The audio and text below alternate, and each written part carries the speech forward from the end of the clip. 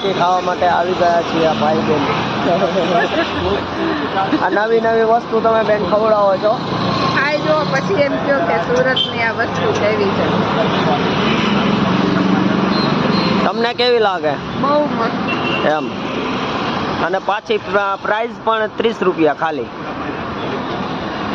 30 રૂપિયામાં તો ભરચુક આપે હો. પણ બે ખાઈ લ્યો ને એટલે આખો દિવસ ખાઈ જમવું ન પડે. અને પાછું ચીજ કેટલું બધું નાખે છે આ લોકો. એકદમ સુપર. અમારા સુરતની ખાસ વાત જ એ છે.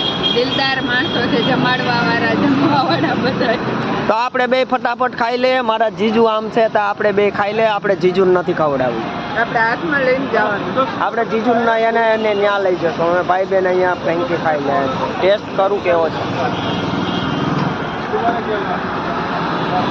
હા પેલું આપણે મસાલા કોણ ખાતા હોય ને એકદમ ફાઇન.